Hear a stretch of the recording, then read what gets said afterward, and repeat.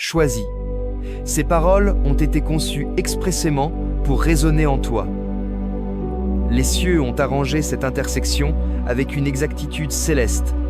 En effet, le Créateur s'adresse directement à ton âme. Il existe une présence qui encombre ton esprit, un prénom, un regard. Cela t'a effleuré l'instant même où ton regard s'est posé sur l'intitulé. Ce n'est point une invention de ton imagination. Ce n'est guère un hasard fortuit. C'est le souffle discret de l'Esprit Saint, un signal d'alarme, une impulsion, une transformation. Évite de faire glisser l'écran, ne ferme pas les yeux sur cette révélation. Les choix que tu opères en cet instant pèsent plus lourd que tu ne l'imagines. Le Tout-Puissant t'invite à une vigilance totale, non seulement sur le plan affectif, mais aussi dans la sphère spirituelle. Car l'enjeu dépasse une simple liaison, un deuil sentimental ou une phase d'incertitude. L'enjeu touche à ta vocation, à ton harmonie intérieure, à ton futur épisode, à ton sort ultime.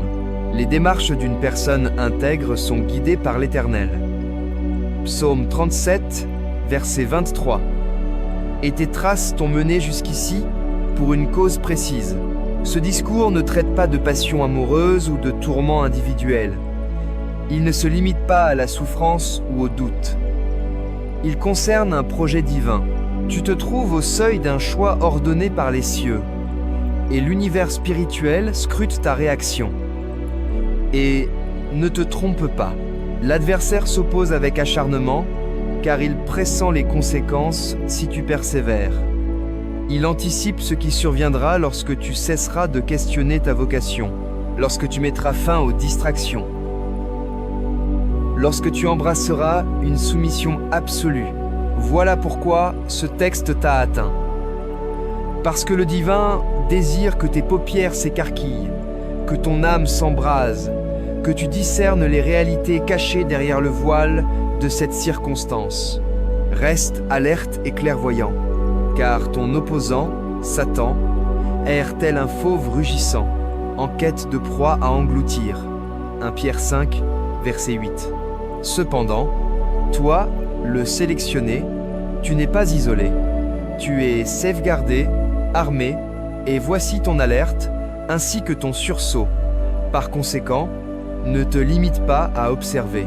Implique-toi, incline-toi vers ces lignes, persiste jusqu'au bout, car nous allons invoquer ensemble, et cette invocation ne sera pas banale. Elle fracassera des entraves, elle déclenchera la netteté, elle réharmonisera ton être avec le plan impeccable du Seigneur. À présent, si ton âme est réceptive et ton mental disposé, accomplis un geste courageux. Inscris « Amen » dans les remarques en bas comme une affirmation ouverte. Je suis préparé, j'accepte cela. Je ne raterai pas ce que le Créateur tente de me révéler. Et avant la conclusion de l'invocation, un élément en toi se métamorphosera. La transparence émergera, les liens se rompront, le destin s'éveillera. Donc, demeure attentif, reste accessible, conserve l'espérance. Le cœur du propos débute à cet instant. Sélectionné, entend cela distinctement, car un trop grand nombre ignore ce que je vais exposer. Le Tout-Puissant n'organise pas de croisements hasardeux. Il ne dilapide pas les instants. Il n'unit pas les essences sans motif. Lorsque ta trajectoire a rencontré la leur, cette figure qui persiste dans tes pensées, ce n'était pas uniquement une affaire de chronologie. C'était intemporel, inscrit avant que les bases du monde ne soient établies. Remémore-toi cet épisode. Te rappelles-tu l'émotion qui t'a envahi?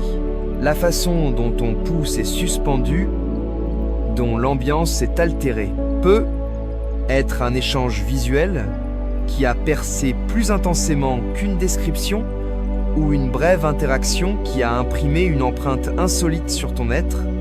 Ce n'était pas une occurrence routinière, c'était une entrevue sacrée, un lien béni entrelacé par la providence dans le tissu de ton existence.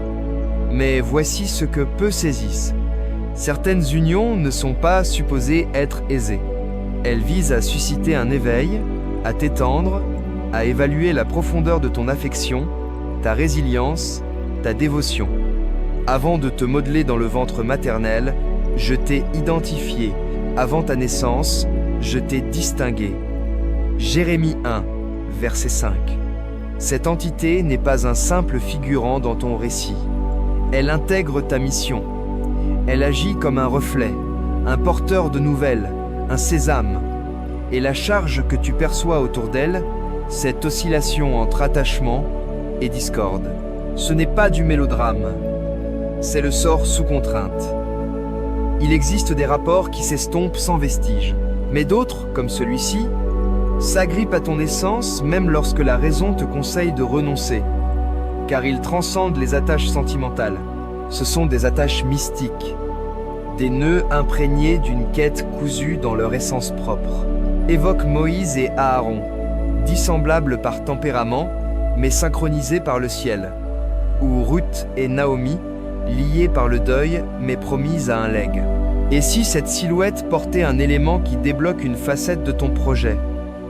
Et si le divin l'avait intégré à ton parcours pour dévoiler ce que tu ne pouvais percevoir isolément? Peut être que son existence agite en toi des aspects nécessitant une secousse. Peut être que ses imperfections ont mis en lumière les tiennes. Peut être que son mutisme, son éloignement, son comeback ont servi d'instrument au Créateur pour te forger en vue d'un horizon surpassant le bien. Être, il ne s'agit pas d'idylle, mais de polissage.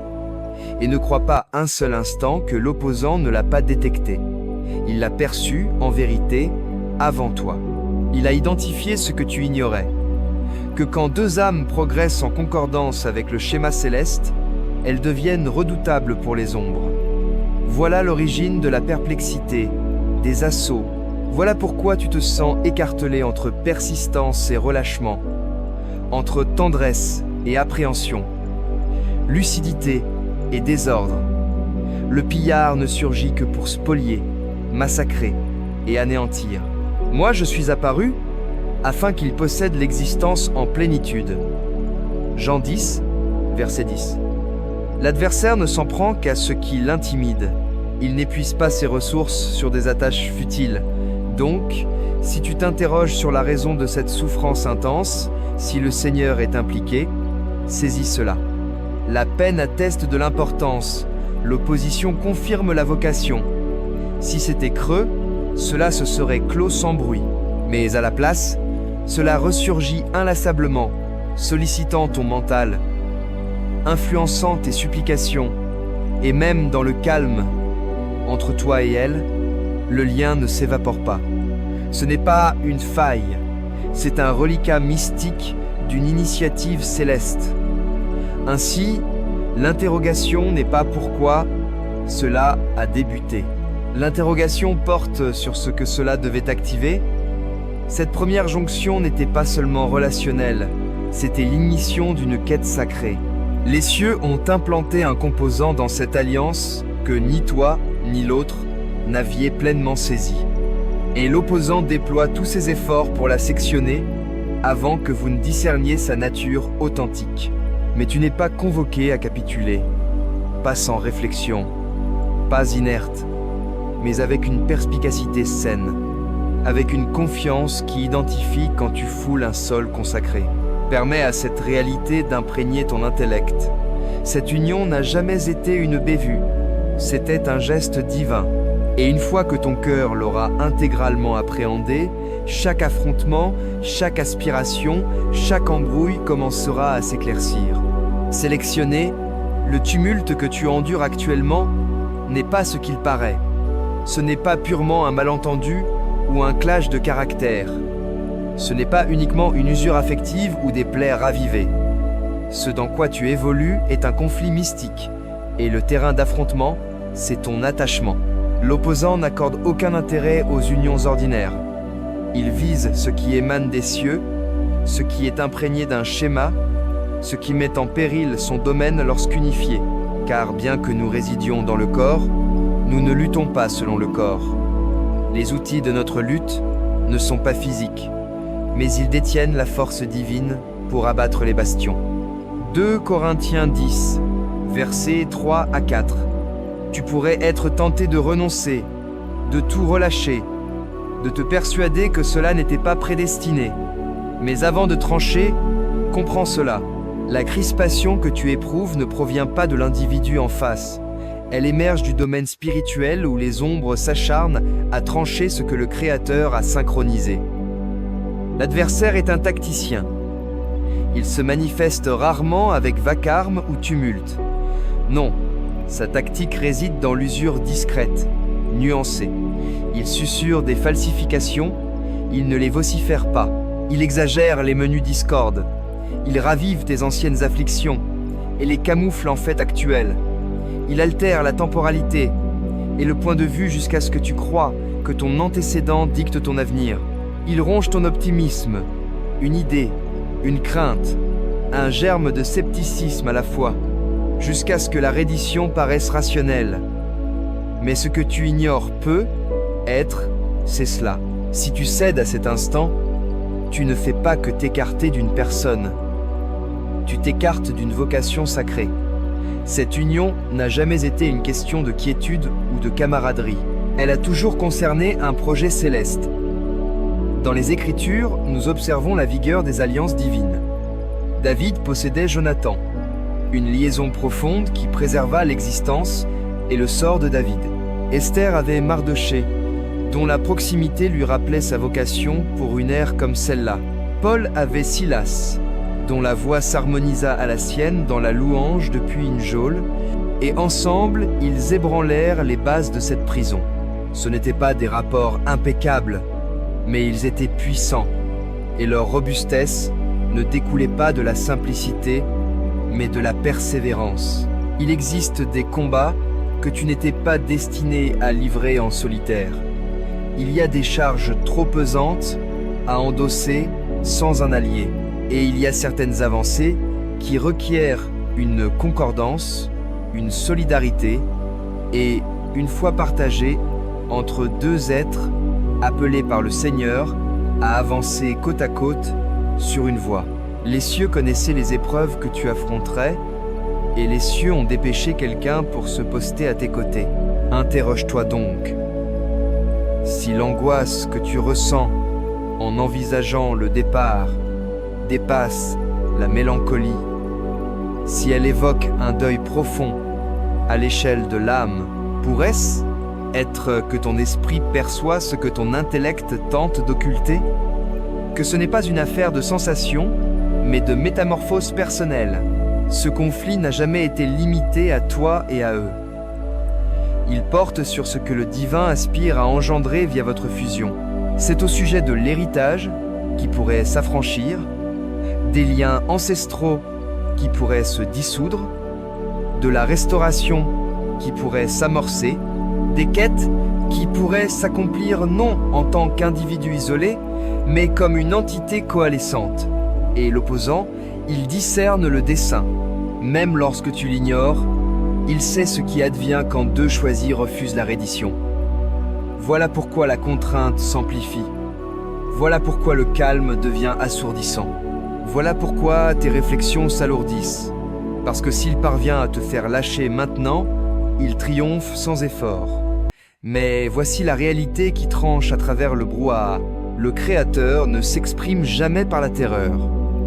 Il ne te propulse pas via le désarroi. Il oriente par la sérénité. Même lorsqu'il réoriente, sa tonalité apporte la limpidité, non le chaos. La rectification, non la réprimande. Donc, si la tonalité qui t'incite au retrait est imprégnée de détresse, si elle te fait sentir trop endommagé, trop tardif, trop discordant, identifie l'origine. Ce n'est pas la voix de ton pasteur. Mes ouailles discernent ma voix. Je les reconnais et elles me suivent. Jean 10, verset 27. La voix du Seigneur ne t'exhortera jamais à déserter ce qu'il a lui-même décrété. Il pourrait te solliciter d'attendre, de supplier, de céder le gouvernail, mais il ne te guidera jamais à délaisser quelque chose qui porte encore son haleine. L'orage dans lequel tu navigues n'est pas un indice que cette union est fragile. C'est l'attestation qu'elle possède une gravité dans le domaine mystique. Si cela n'importait pas, l'adversaire l'aurait abandonnée. Mais parce que cela compte, il déploie tout pour la lacérer avant qu'elle ne génère ce qu'elle était destinée à produire. Donc, sélectionnez, inspire profondément et laisse cette vérité s'élever au-delà de chaque incertitude, chaque chuchotement, chaque goutte versée. L'antagonisme n'est pas la marque d'un fiasco, c'est la marque d'une puissance. L'assaut n'est pas la clôture, c'est la preuve que quelque chose de pur est en gestation. Permets à cela d'infuser ton intellect et sauvegarde cette union, non par des affects, mais par la sagacité, la supplication et la certitude. Car ce que le divin fusionne, aucun affrontement ne peut le fractionner, sauf si tu le lui confies. Si tu renonces maintenant, tu ne fais pas que relâcher une liaison. Tu renonces à une vocation. Tu te détournes de ce que le Seigneur t'a confié. Non, parce que l'affection te fait défaut, mais parce que la charge est devenue inconfortable. Mais entends cela nettement. Tu n'as jamais été convoqué à endosser le confort.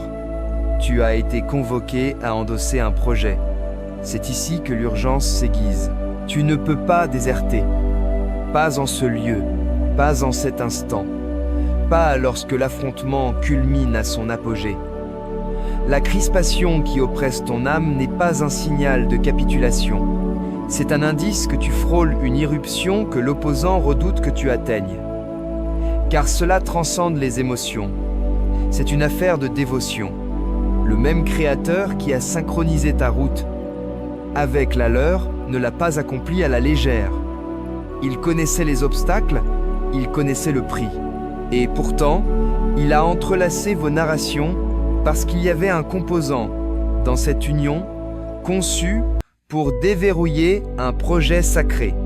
Si tu te retires prématurément, tu ignorerais quel fruit aurait éclos si tu étais resté ancré au cœur de l'orage.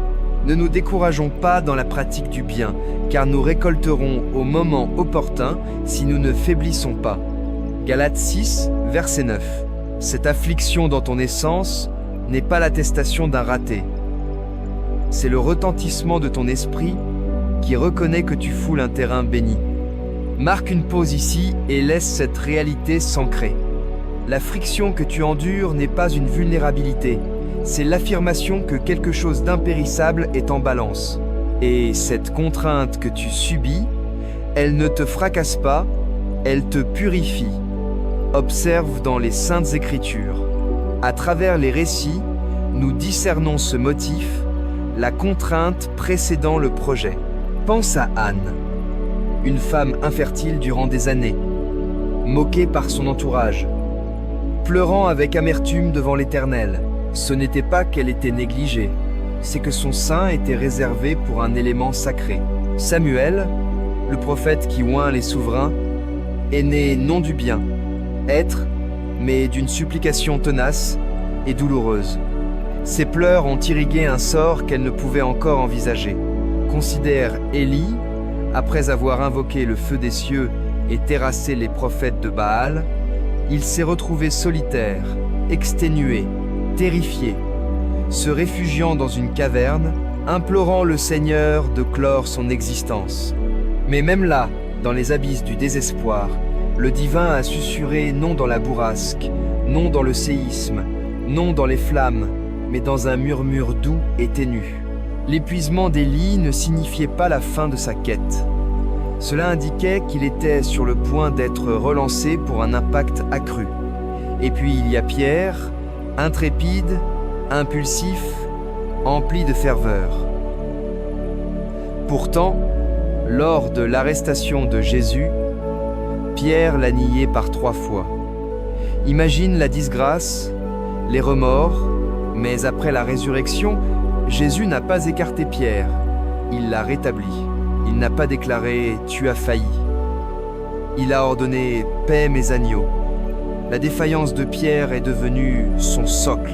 Et l'homme qui avait jadis renié Jésus est devenu celui qui a prêché à la Pentecôte et guidé des multitudes au salut. Discernes-tu le schéma, la stérilité d'Anne, l'effondrement d'Élie, la trahison de Pierre? Ce n'étaient pas des culs de sac, c'étaient des portails sacrés. Et toi, le choisi, tu te tiens au tien. L'affliction que tu affrontes, le mutisme qui blesse, la tension inexplicable, ce n'est pas trivial. C'est l'empreinte d'une vocation sous assaut. L'opposant ne dilapide pas ses munitions. Il réserve ses offensives les plus virulentes pour ceux qui portent un fardeau qu'il ne peut tolérer de voir prospérer. Donc, la prochaine fois que le scepticisme murmure que c'est achevé, la prochaine fois que la charge semble insurmontable, la prochaine fois que tu questionnes si cette union mérite le combat, remémore-toi cela. Tu ne luttes pas uniquement pour l'instant présent, tu luttes pour l'avenir, la réhabilitation, le témoignage, la libération des chaînes héréditaires, la vocation qui s'animera lorsque la dévotion surpassera les affects, et si le tumulte même que tu endures était le terreau d'où germerait ton fruit le plus abondant, et si l'affrontement n'était pas un signal de fuite, mais un appel à t'enraciner plus profondément, car les ouragans les plus violents précèdent invariablement les firmaments les plus purs. Et lorsque l'irruption surviendra, et elle surviendra, tu contempleras en rétrospective chaque veillée sans repos, chaque supplication murmurée au travers des sanglots, chaque instant où tu as frôlé la reddition, et tu réaliseras que rien n'était futile. Les flammes ne t'ont pas consumé, elles t'ont dévoilé, et la tonalité qui tente de t'écarter, ce n'est pas celle de ton guide, c'est l'appréhension masquée en rationalité. C'est le scepticisme déguisé en prudence. Car lorsque le Créateur s'exprime, même dans la réprimande, sa voix infuse la quiétude. Sa guidance porte l'optimisme. Son mutisme n'est jamais une désertion. C'est une incitation à se rapprocher. Donc, interroge-toi à nouveau. À quelle voix prêtes-tu vraiment l'oreille? Et lorsque les nuages se dissiperont, lorsque l'opposant se retirera et que la lueur transpercera, tu discerneras ce que les cieux percevaient depuis l'origine. Il ne s'agissait jamais de survivre à une liaison. Il s'agissait d'avancer dans ton onction. Sélectionné, tu n'es pas englouti dans cet orage parce que le divin t'a omis. Tu y es parce qu'il t'a désigné. La contrainte que tu subis n'est pas une sanction, c'est une forge. La résistance que tu endures n'est pas la conclusion, c'est un indice que la promesse frôle. Les affrontements les plus âpres émergent lorsque l'adversaire pressent qu'un élément pur est sur le verge de percer. Les ombres s'épaississent juste avant l'aurore, et ce que tu ressens oppresser ton âme n'est pas une attestation de fiasco. C'est une validation que tu approches d'un sanctuaire. Si Joseph avait capitulé en captivité, si David avait déserté la caverne, si Job avait blasphémé le Seigneur dans son affliction, ils auraient raté le sort que le Créateur avait élaboré. Et il en va pareillement pour toi. Cette épreuve n'est pas ta clôture, c'est l'ultime palier avant l'irruption. Mais voici ce que l'opposant préfère que tu ignores. Cet orage ne te démantèle pas, il te valide. Il valide ta confiance, ta ténacité, ta soumission.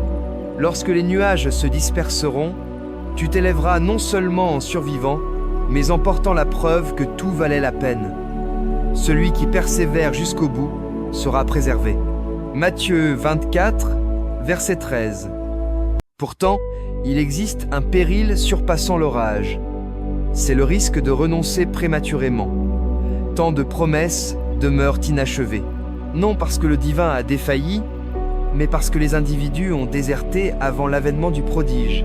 En cet instant, tu pourrais estimer que le retrait fait sens, mais ne confonds pas le calme avec l'absence.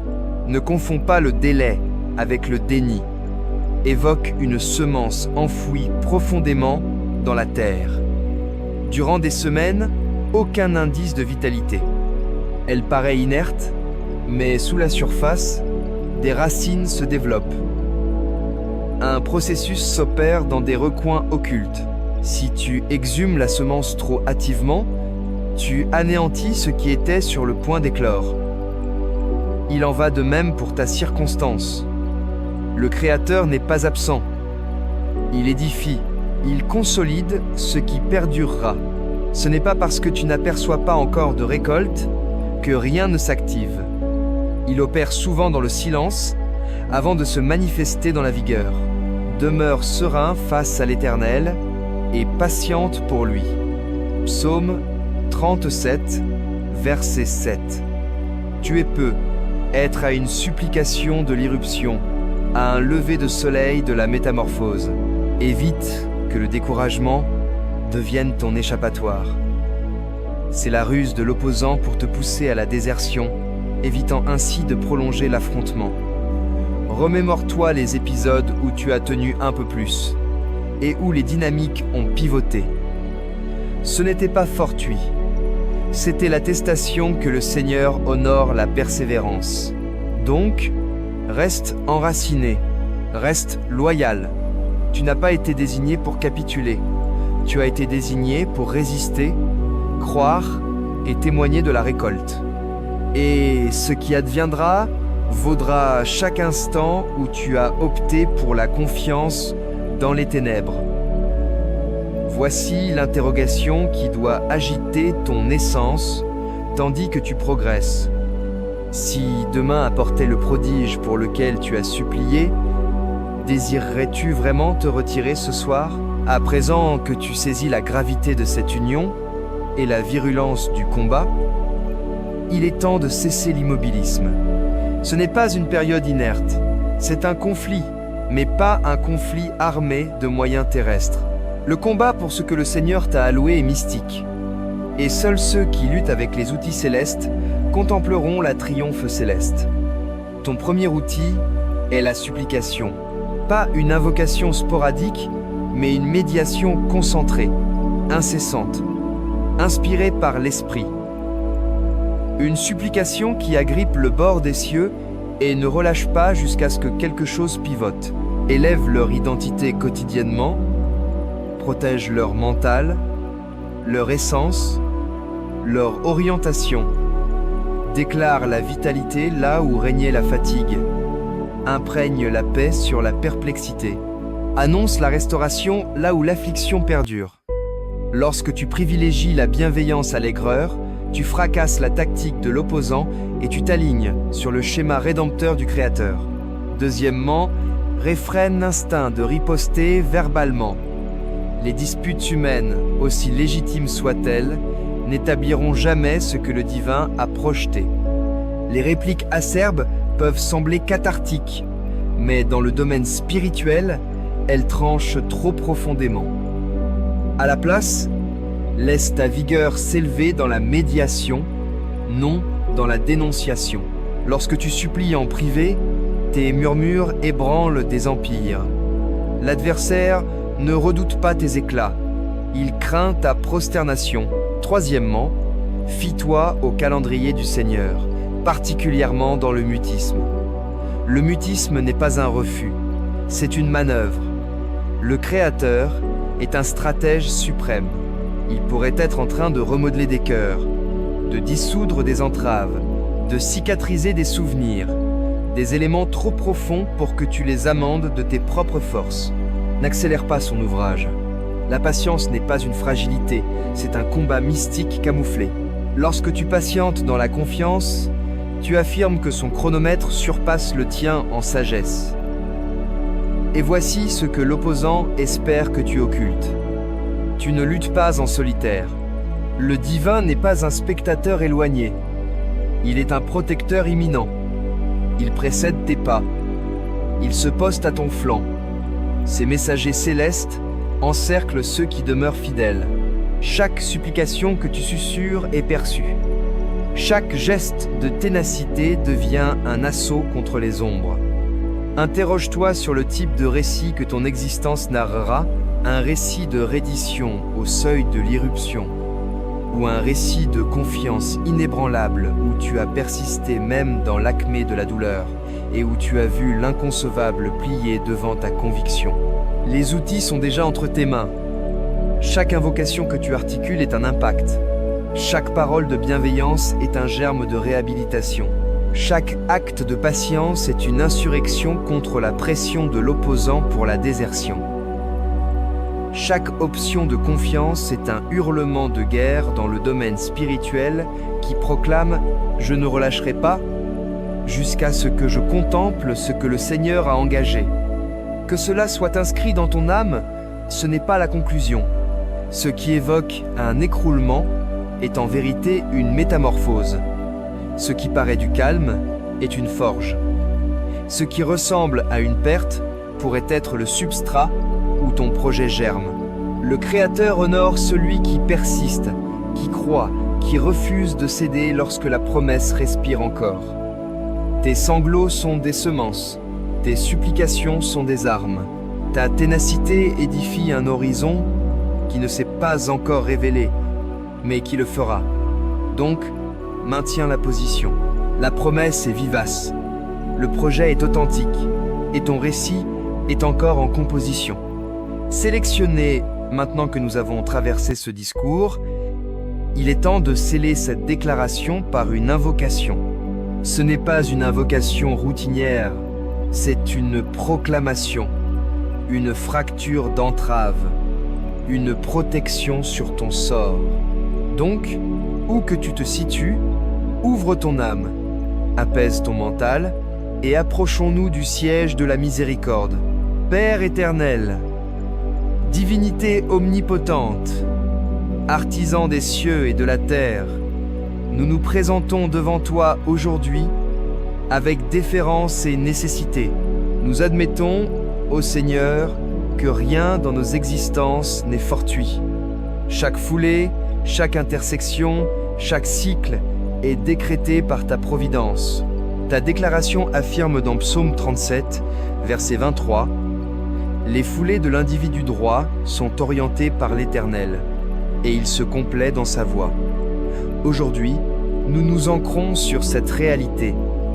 Père, nous élevons devant toi le choisi qui prête l'oreille en cet instant. Tu connais l'identité et le visage qui oppresse son âme. Tu sais la charge de cette union, la virulence de cet affrontement, l'affliction, la perplexité et l'aspiration. Et nous te rendons grâce, car cela n'est pas vain, ce n'est pas dissipé, c'est intégré à un dessein plus vaste que tu as esquissé avant les bases du monde. Seigneur, nous implorons la limpidité au cœur de l'orage.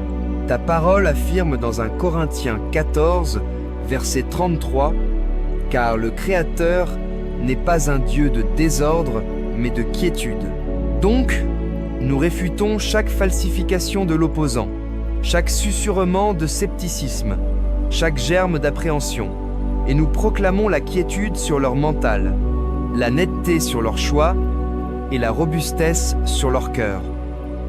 Père, nous reconnaissons que ce n'est pas un combat de chair et de sang, mais contre des forces et des autorités. Donc, nous endossons l'équipement divin, comme indiqué dans Éphésiens 6, verset 1011. Fortifiez-vous dans le Seigneur et dans la vigueur de sa puissance. Endossez l'armure intégrale de Dieu pour résister aux manigances du malin. En cet instant, Seigneur, nous nous couvrons du casque du salut, de la poitrine de la droiture, du bouclier de la confiance, de l'épée de l'esprit, et nous tenons ferme contre chaque offensive des ténèbres. Divin, nous présentons cette entité, celle liée au choisi, devant ton siège.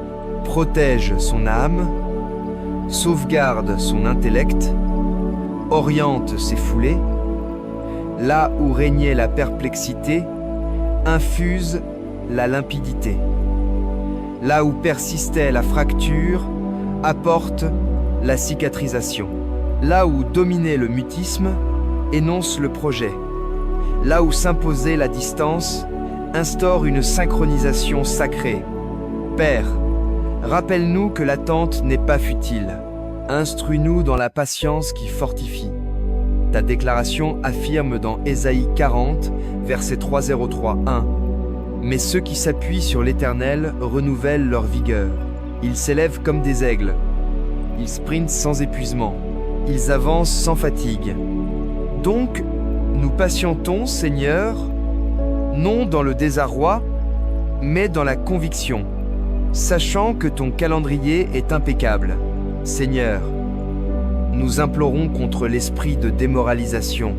L'opposant vise à nous éreinter, à corroder notre confiance, à nous pousser à la reddition prématurée. Mais aujourd'hui, nous affirmons que nous ne déserterons pas, nous ne capitulerons pas. Nous ne nous écarterons pas de ce que tu as décrété, car ta parole affirme dans Galates 6, verset 9. Ne nous lassons pas de pratiquer le bien, car nous récolterons au temps approprié si nous ne faiblissons pas. Renforce-nous pour persévérer jusqu'à l'arrivée de la moisson. Divin, nous sollicitons une ténacité sacrée face aux épreuves. Rappelle-nous Anne, dont les pleurs ont fertilisé le sol pour un prophète. Rappelle-nous Élie, qui a perçu ton susurrement dans la caverne.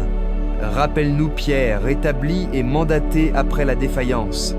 Que leur narration amplifie notre conviction, que les épreuves ne soient pas des terminus, mais des portails vers la splendeur. Nous proclamons la vitalité sur cette union. Qu'elle ne s'effondre pas sous la contrainte, mais qu'elle soit affinée dans les flammes. Qu'elle ne se fracture pas sous l'assaut, mais qu'elle persiste comme un témoignage de ta loyauté. Car ta déclaration affirme dans Matthieu 19, verset 6, ce que le Créateur a fusionné, que nul ne le divise. Et finalement, Seigneur, rappelle à chaque sélectionné qui écoute qu'il n'est pas isolé. Tu précèdes leurs pas, tu combattes à leurs flancs, et tes messagers les saignent. Ce qui évoque le calme est ta manœuvre. Ce qui paraît un délai est ta forge. Et ce qui ressemble à un écroulement est l'accès vers l'irruption. Donc aujourd'hui, nous proclamons que chaque sanglot est une semence. Chaque supplication est un outil de combat. Chaque geste de ténacité accumule une récolte que nous n'apercevons pas encore. Et lorsque le récit sera narré, ce ne sera pas un conte de défaite, mais de conviction, de persistance et de la splendeur divine dévoilée. Nous scellons cette invocation au nom souverain de Jésus-Christ. Amen. Sélectionné, si cette invocation a effleuré ton essence, manifeste-le. Inscris Amen dans les remarques ci-dessous comme une affirmation que tu persistes, que tu crois, que tu es disposé pour ce que le Créateur a élaboré. Et souviens-toi, abonne-toi à cette plateforme pour ne pas rater le discours suivant. Ensemble, nous progressons vers le projet, vers l'irruption, vers le sort. Que l'Éternel te comble, te préserve et t'enveloppe de sa sérénité. Jusqu'à notre prochaine rencontre, demeure robuste, loyal et remémore-toi que ton récit est encore en élaboration.